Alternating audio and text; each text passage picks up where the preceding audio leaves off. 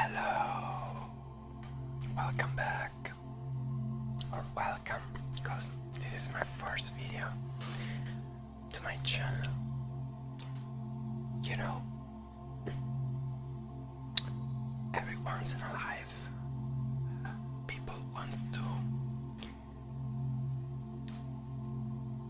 I don't know, mash up their hobbies, their passions, and this is my first try to do it. So I'm a math student currently in Italy, so my English is not so fluent, not so good, but that's not a defect because we can always improve. I'm a math student currently in the third year of 6 years total before the residency. I don't know if it is the right noun. So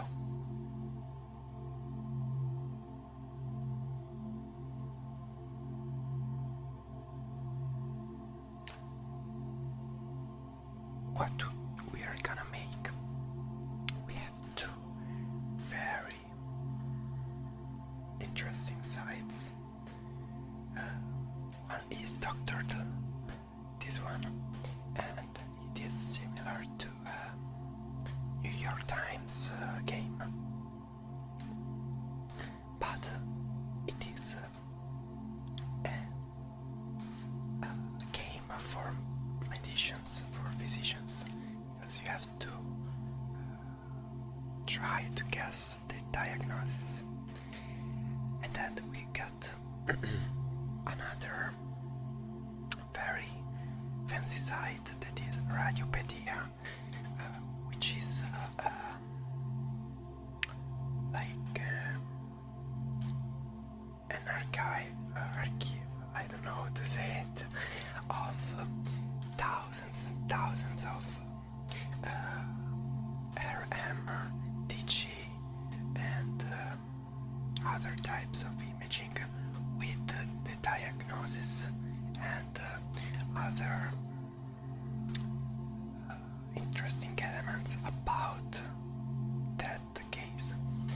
And these sites are very interesting to play on because you can learn something.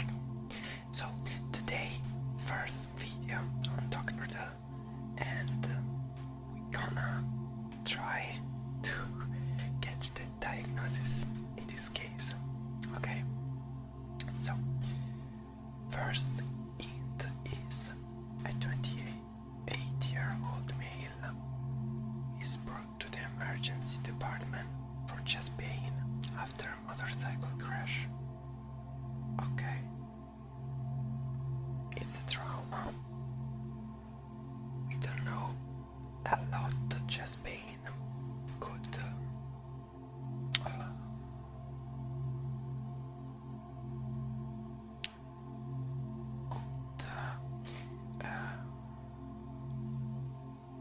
eat lungs, earth, and not so much else. So let's go to the second hint. So on examination, the left hemithorax shows asymmetric expansion with visibly reduced movement compared to the right side during his respiration. So we got a situation where the patient doesn't move his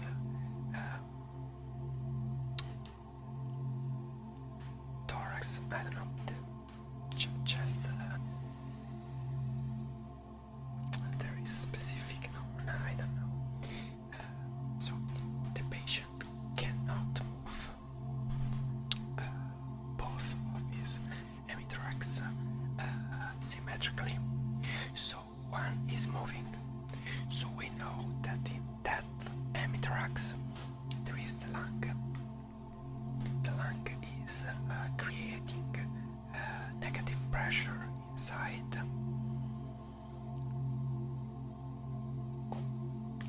Sorry, the intercostal muscles are creating by moving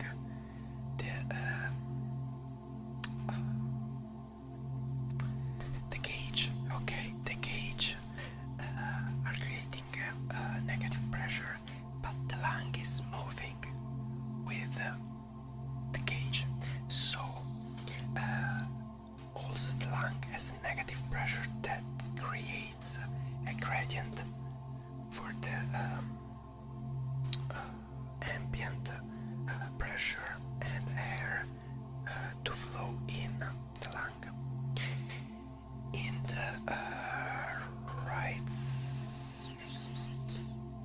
the left hemithorax, we don't have this movement because the gauge is moving, because the muscles are perfectly functioning. But we have a lung that has collapsed and it doesn't move. So the negative pressure created by the gauge doesn't transmit to the lung. Because the lung has collapsed, we don't have that pleural space that create I don't know if it is right, a choral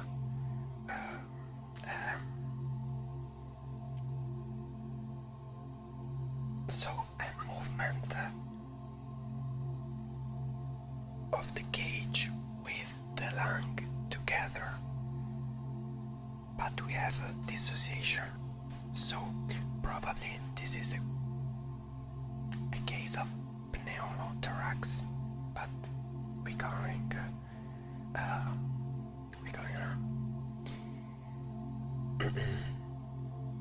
So palpation of the left chest, the one that is probably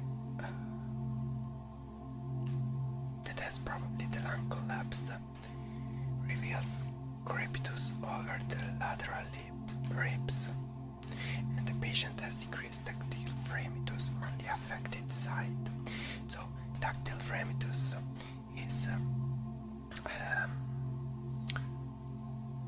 the transmission of vibration created by the upper airways that transmits to the chest cage, and if there is too much air between the lung and the cage, air doesn't transmit these vibrations so well, and we don't have the sensation of vibration. The physician during the examination doesn't have the feeling of vibration. That means that there is too much air between the lung and the cage. So we are on the right way, I know. Percussion of the left chest produces a hyperresonance compared to the contralateral side. So the interested hemithorax have amplified resonance because there is more air, more space, more empty space for the sound to move in. So we have that effect that you have also in a big church. There is a lot of resonance, a lot of reverb. That is the thing that we are examining in this hint on the patient. Oh yeah, auscultation, yeah. Why not? On the examination we are going to do some inspection, palpation, percussion, and then auscultation. And if there is not lung has collapsed. There is no fascicular murmur, I don't know, breath sound. In Italy is murmure fascicolare, and that means that the lung has collapsed. There is no alveolar opening in that hemithorax.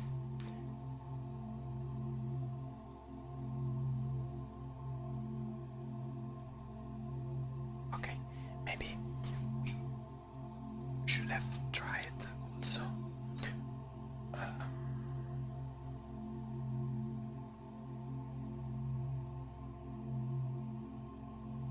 yeah, let's go. I was saying maybe we should have also tried to do an echo, an ultrasound imaging, because it can show the loss of gliding sign, that sign of shining created by the two pleural, I don't know, pleural sheets, I don't know, moving one on the other. So guys, for today's everything, we did a very good diagnosis. We saved one life. For today, that's all I can do, and bye bye.